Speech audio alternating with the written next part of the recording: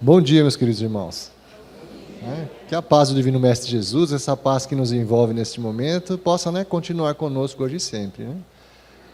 Como sempre, é uma alegria poder estar aqui no Portal da Luz, essa nossa casa mãe, que nos acolhe tão bem, que nos inspira, que nos sempre propõe a nos acolher.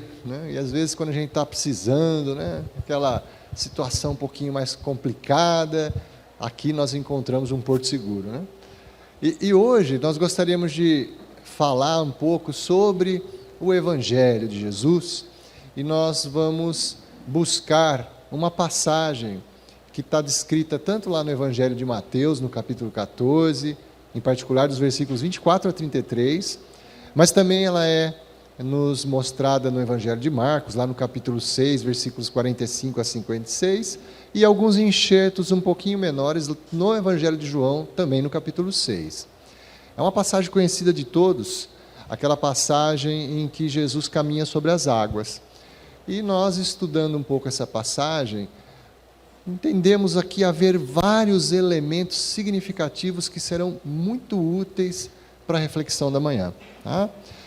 Eu, a princípio, leria a passagem que está no Evangelho de Mateus, porque ela traz algumas situações a mais do que os outros evangelhos.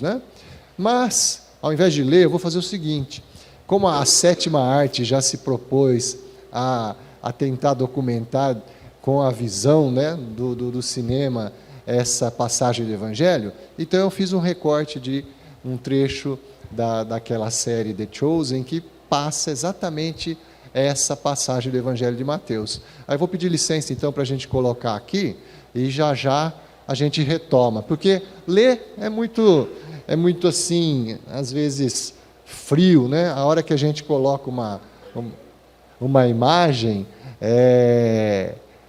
a gente grava bem melhor, É bom mesmo ficar bem escurinho, porque essa passagem aqui, ela se dá já, como diz o próprio Evangelho, na quarta vigília. Então é bem à noite, bem escuro. Então às vezes a imagem vai estar um pouquinho escura, mas o importante é que os irmãos vão conseguir identificar essa passagem. Vamos lá.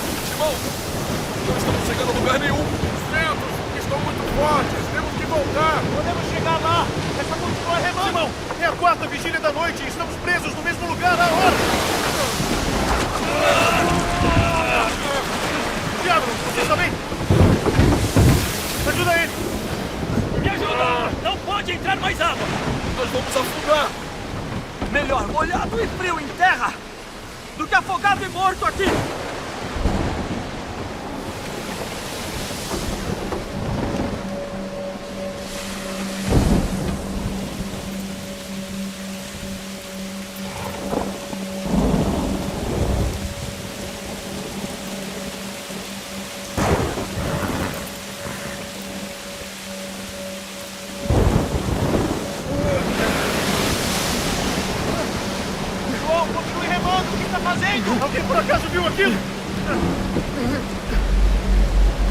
Ali! Eu não vejo nada! O que estamos olhando?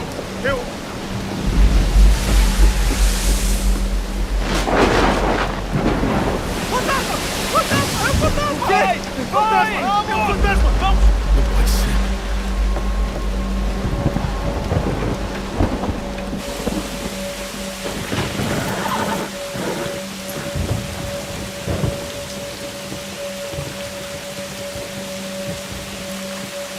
Nós temos que sair daqui!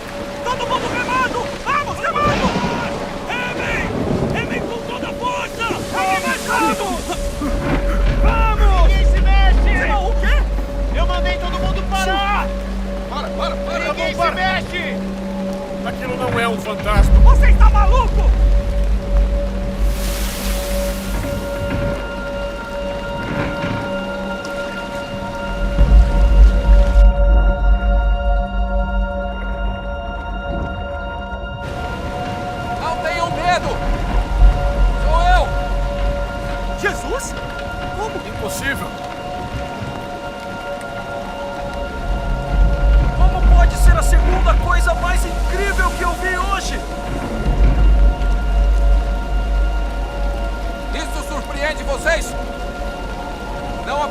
nada hoje?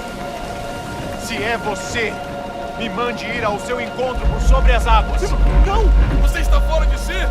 Se você é quem diz ser, me mande sair deste barco. Você tem fé para andar sobre essas águas? Com certeza! Você pode fazer o que quiser. Me mandar a água me segurar. Eu andarei sobre ela.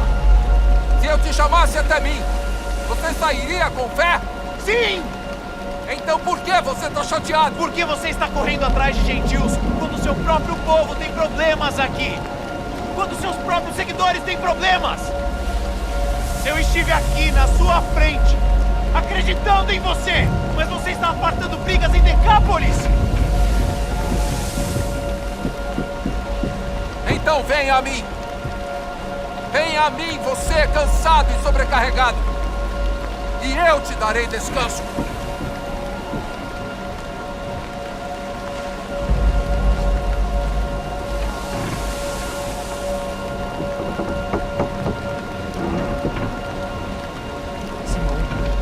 Não!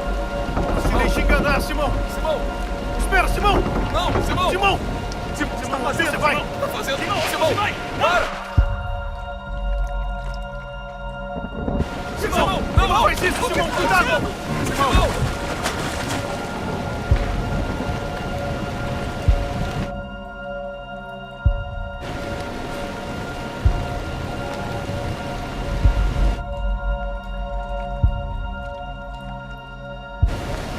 Você ainda tem fé? A fé não tem sido meu problema. Eu abri mão de tudo para te seguir. Mas você está curando completos estranhos. Bendito és tu, Senhor nosso Deus, Rei do universo, que dá e tira.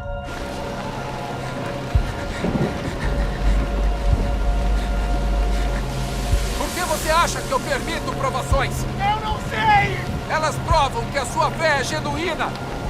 Elas te fortalecem. Isso está te fortalecendo. E a Eden? Não tire os olhos de mim. Que nos conforta em nossa dor e fecha as feridas dos de coração partido.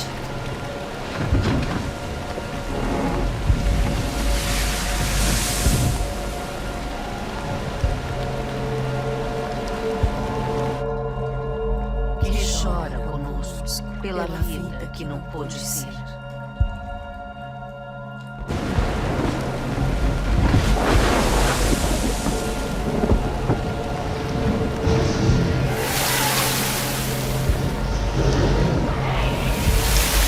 Estou afundando! Senhor, me salva! Estou afundando! Esconde-me a sombra das suas asas. Simão! Simão! Simão! Simão! Simão! Ajude, por favor!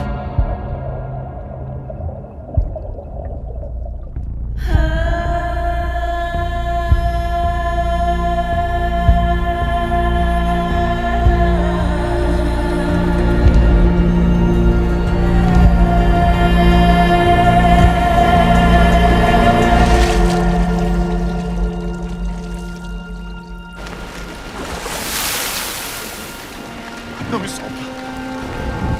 Eu te peguei. Não me solta!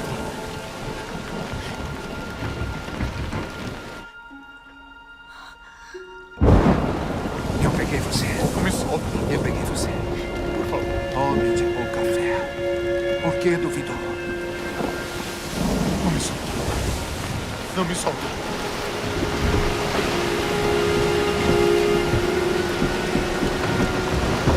Eu tenho muito planejado pra você, Simão.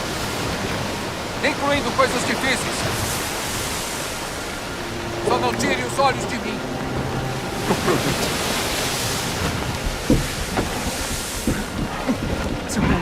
Simão! Vamos, ajudem ele. Ajudem. Por favor! Por favor! Por favor! Não me solte, por favor! Desculpa! Não me solte, por favor! Não me solte, por favor! Aquiete-se!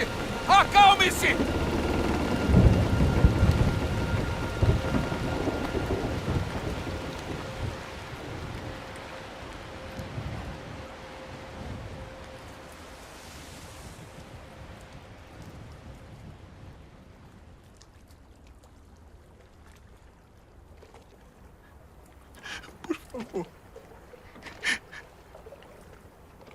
Não me solta.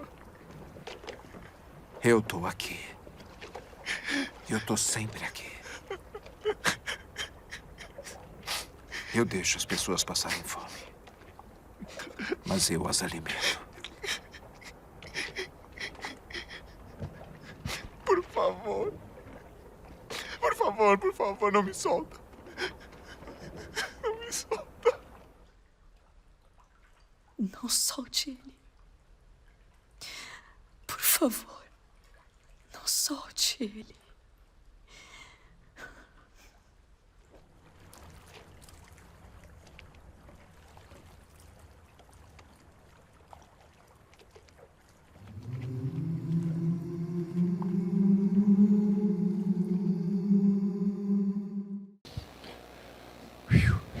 E ele não soltou, né? Bom, acho que muito melhor do que ler, né? É muito mais impactante. Então, os irmãos já conseguem, acho que, dimensionar o quanto que a gente pode extrair dessa passagem, né?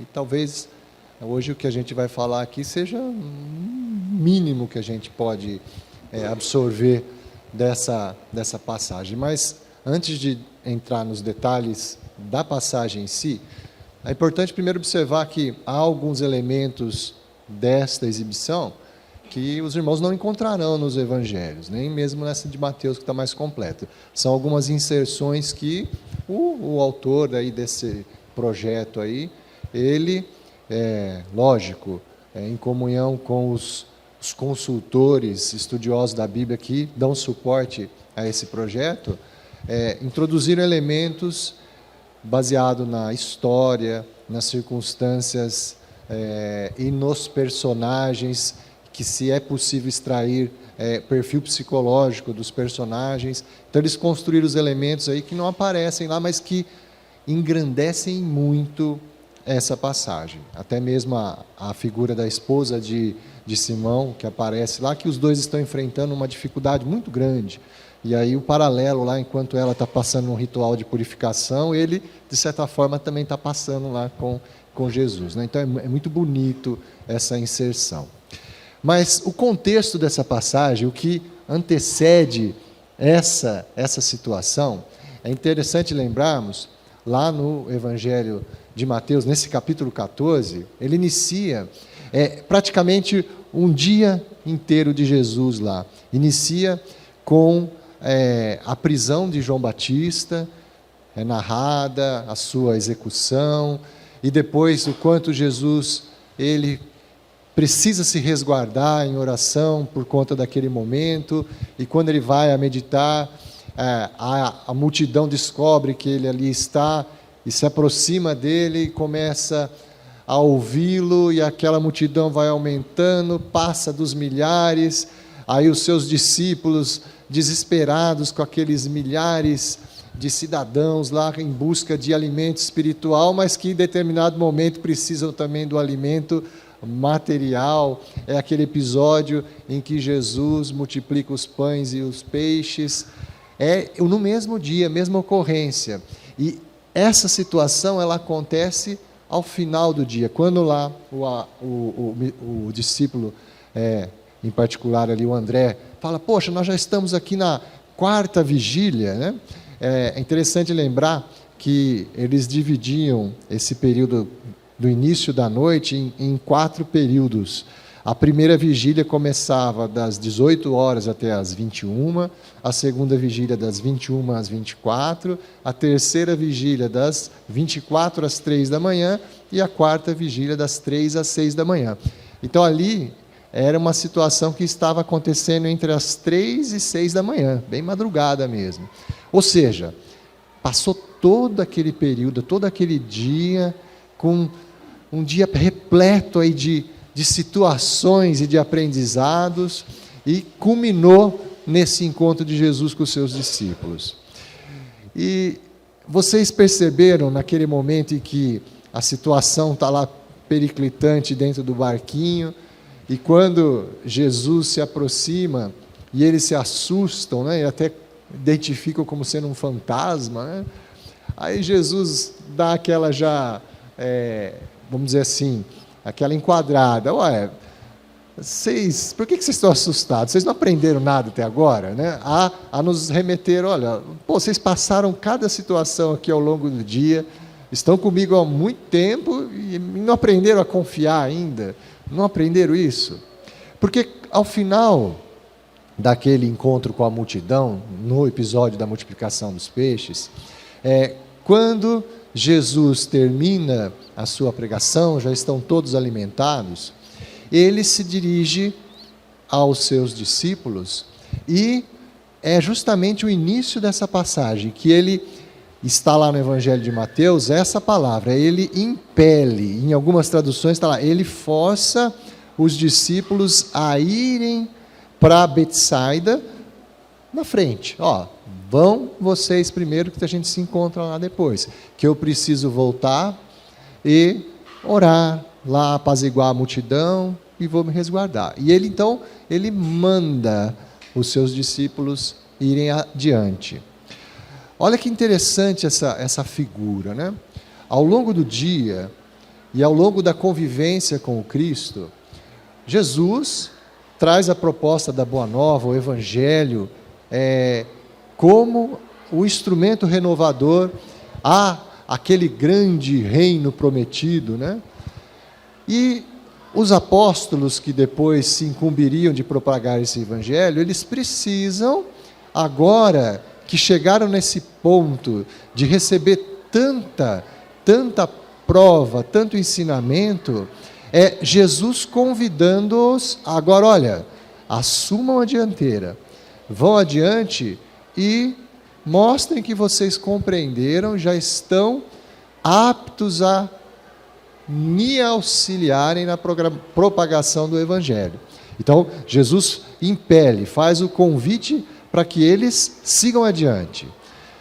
Ora, é interessante notar que quando os discípulos eles recebem essa ordem, eles num determinado momento lá ficam um pouco indecisos, porque até então eles sempre seguiam o mestre, e não o contrário, né? O mestre que ia depois, foi depois nesse episódio.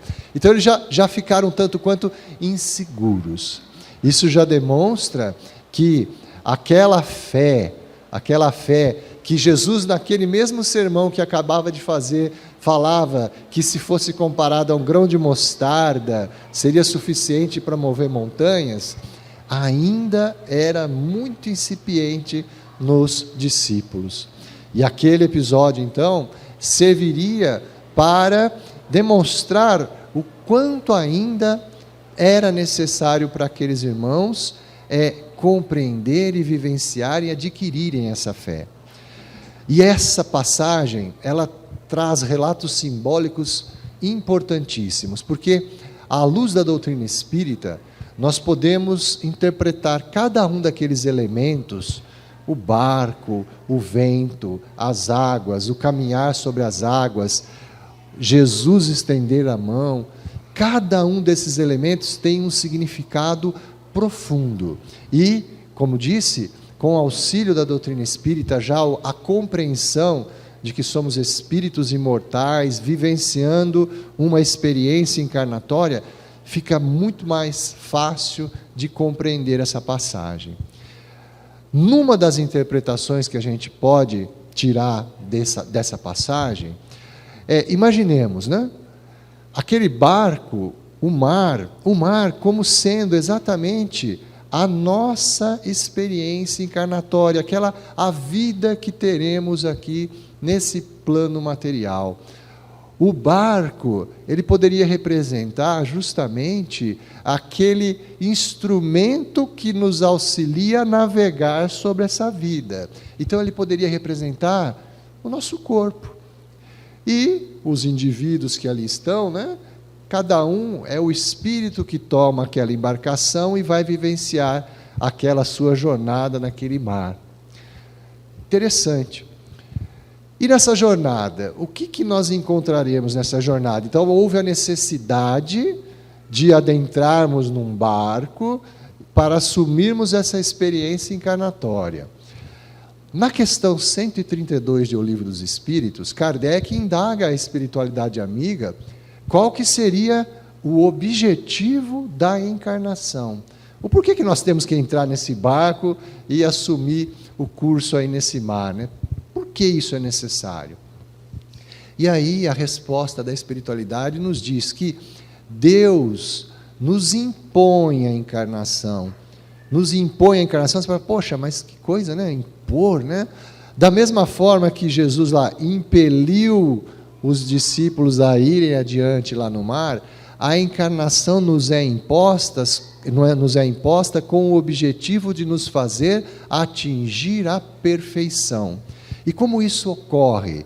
Ainda na mesma resposta, é através das vicissitudes que nós enfrentaremos no plano material, que nos servirão de provas ou de expiações, quando resgatamos débitos de vivências passadas, né, as expiações, e almejando conquistar virtudes para a vida futura, as provas. Mas são as vicissitudes que, como disse ali Jesus, né, quando Simão o questiona, mas por que a gente está passando por isso? O Senhor está lá ajudando toda aquela multidão, e nós que somos mais próximos aqui, os seus discípulos, por que nós temos que passar por tanta dor e sofrimento, que no caso do Simão lá era muito, muito presente?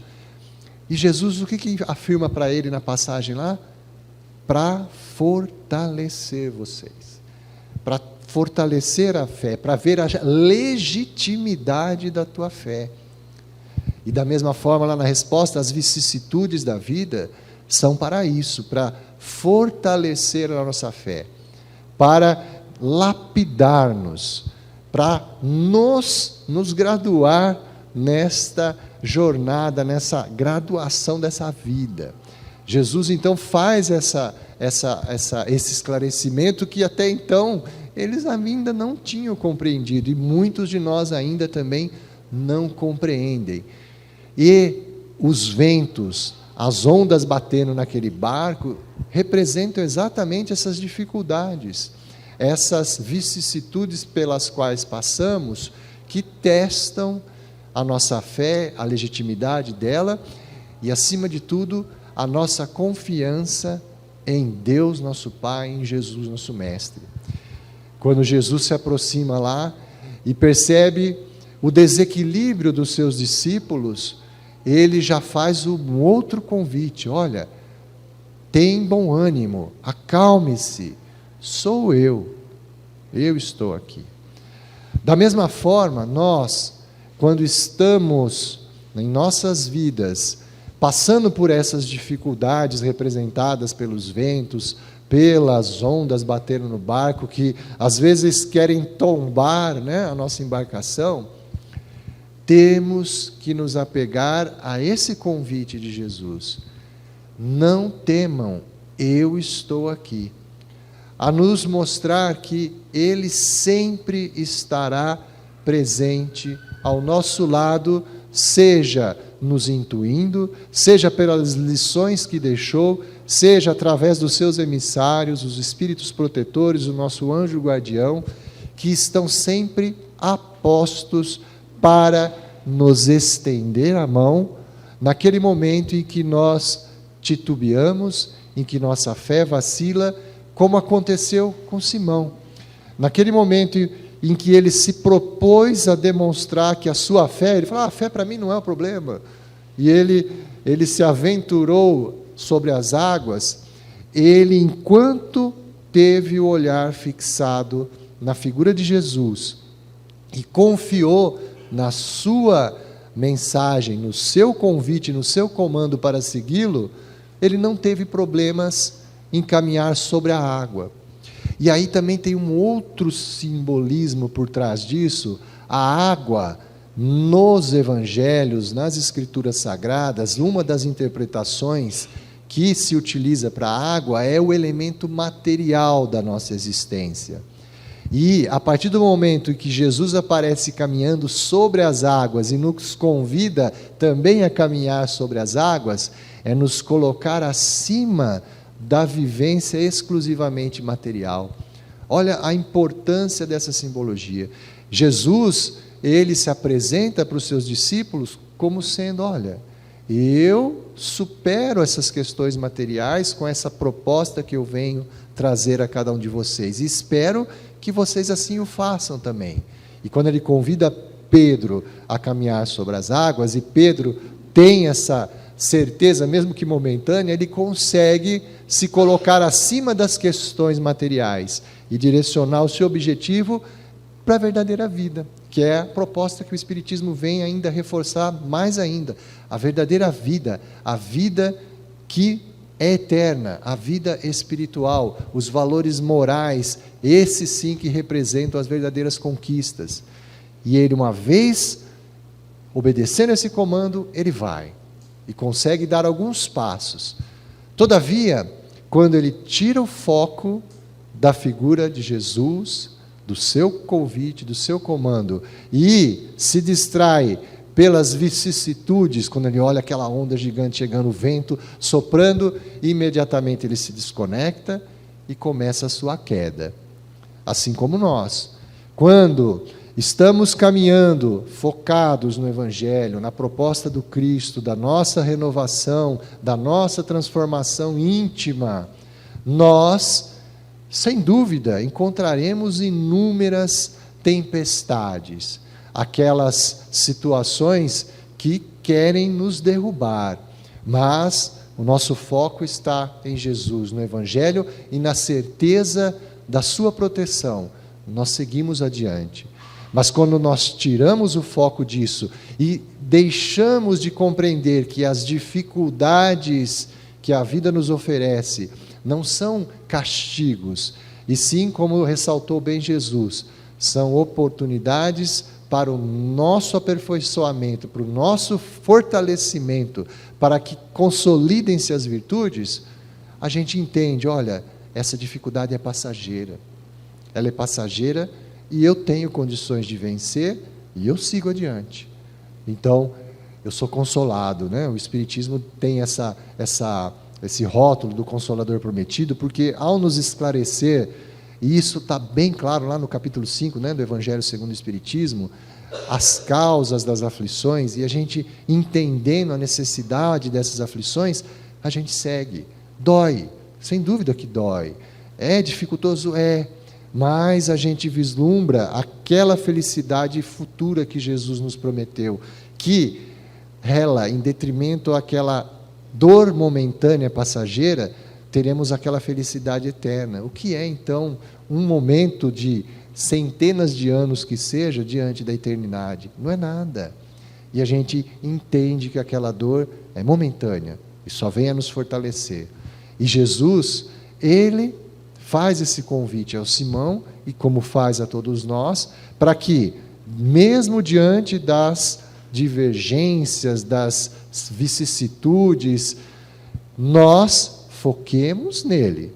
Elas virão, mas se a gente não tirar o foco dele, a gente consegue caminhar até ele. Mas, a outra lição, mesmo que nós titubeemos e, na passagem aí, afundemos, como começou lá Simão, a vivenciar a experiência, nem assim a gente pode entrar no desespero. Porque quando Simão percebe que está a afundar e solicita o concurso do mestre, a gente vê aquela cena linda, né? Aquele fundo musical, Jesus estendendo o braço para resgatá-lo.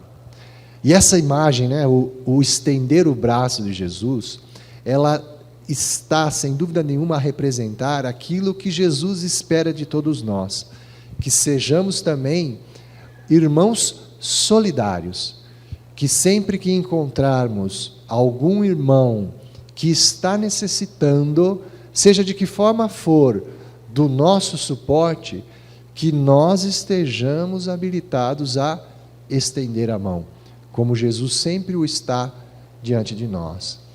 E, uma vez estenderam essa mão, ele resgata o personagem, o seu discípulo, o acolhe, o abraça e o conduz novamente para o barco, para seguir a sua jornada, prometendo que nunca o deixaria, mas o alertando: homem de pouca fé, por que duvidastes?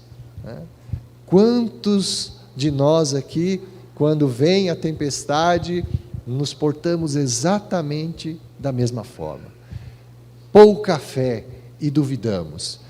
Enxergamos agora fantasmas, não conseguimos verificar Jesus na paisagem, sim, só fantasmas. E temos medo daquilo que nós enfrentaremos.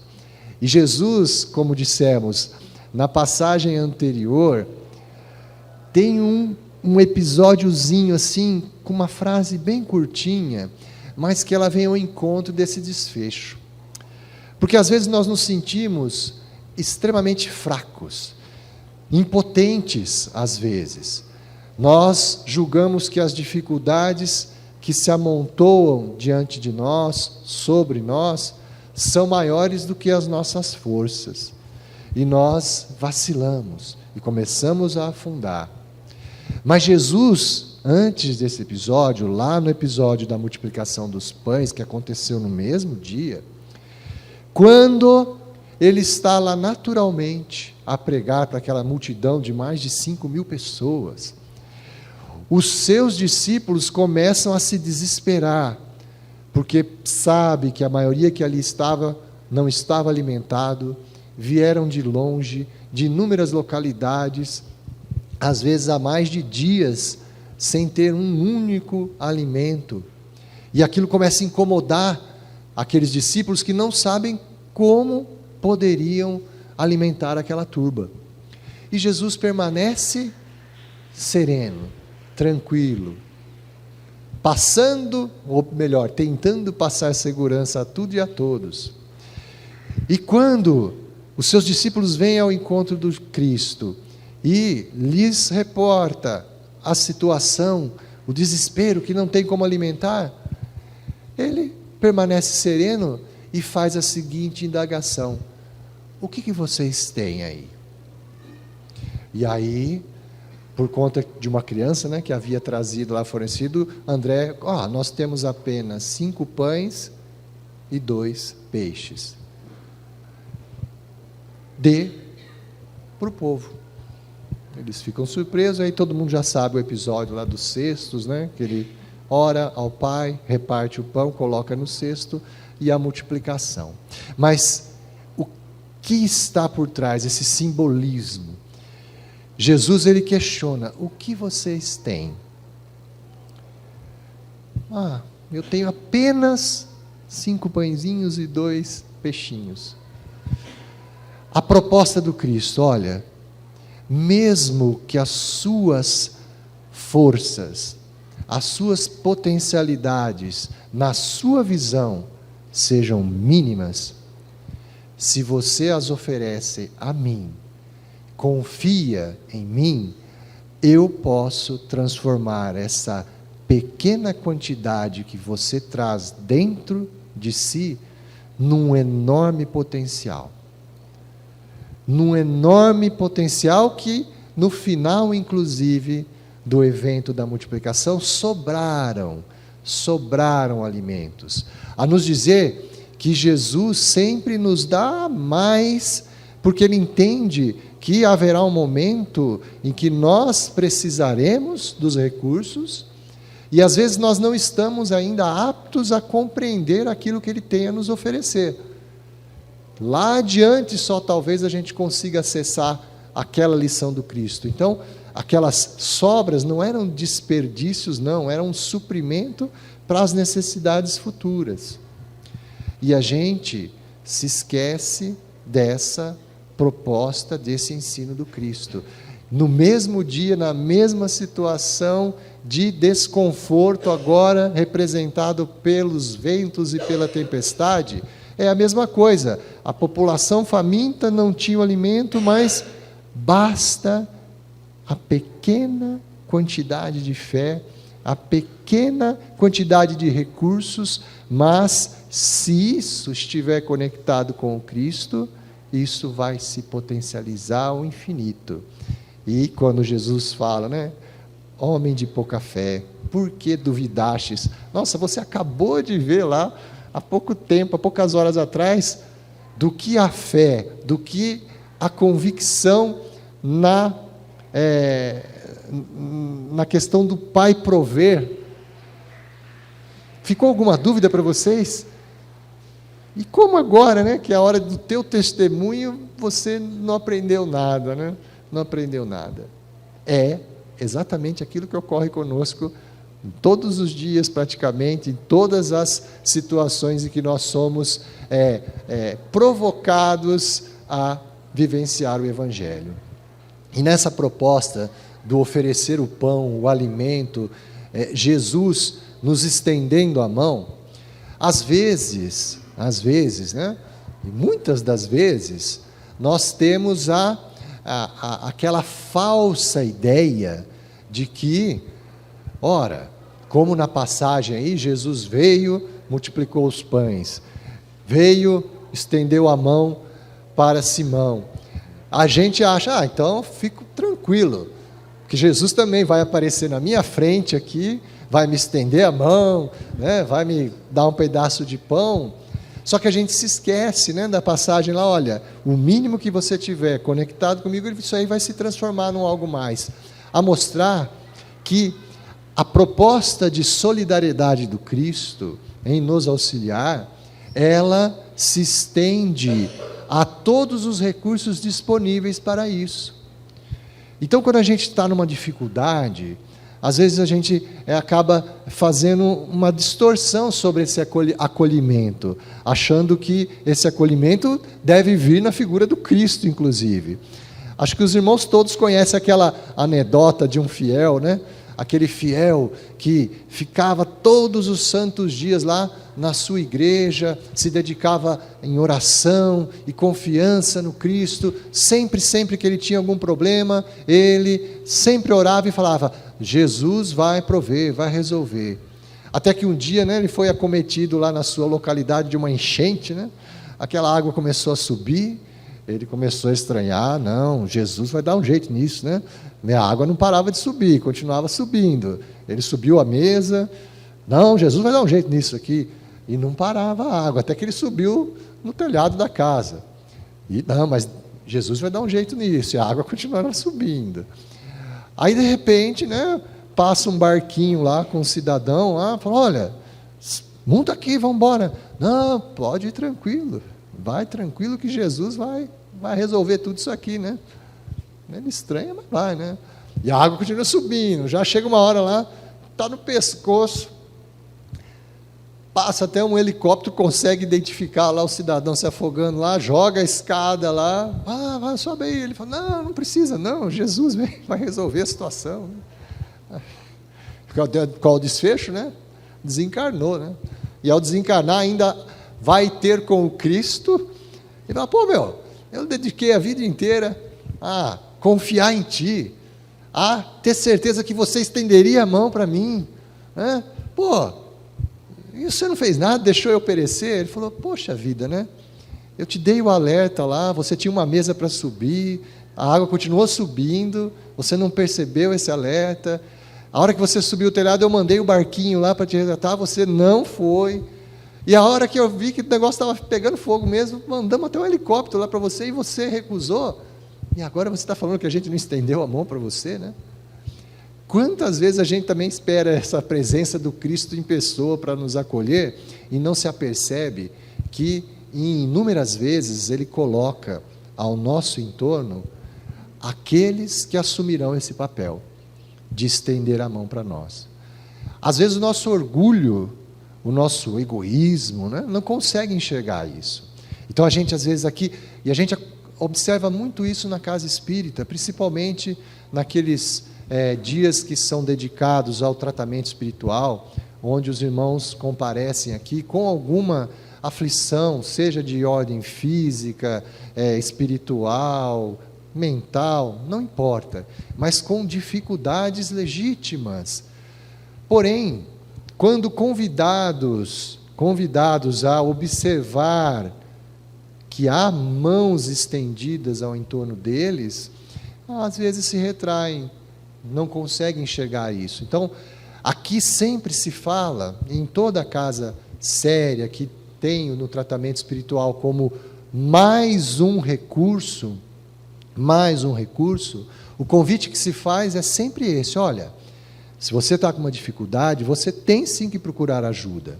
Ajuda de um médico, de um psicólogo, de um psiquiatra, seja lá do que for, um terapeuta de uma forma geral, mas nisso não te desencube também do auxílio espiritual. Há um concurso, porque como vimos aqui, né, nós temos o plano espiritual, o plano material, então há dificuldades em transitar pelos dois planos. Então, para que o equilíbrio se restabeleça, é necessário o auxílio nos dois planos. Então, nunca deixar de procurar e observar que sempre haverá uma mão estendida nos dois planos. E é orgulho da nossa parte recusar esse auxílio. Depois não queiramos cobrar de Jesus que ele faltou, nesta mesma proposta aí, estender a mão para nós, porque sempre haverá. E aprendamos a nos conectar com o nosso anjo guardião, que é um delegado do Cristo, do Criador, a nos oferecer esse auxílio de uma forma bem imediata, porque ele é um espírito de uma classe superior à nossa.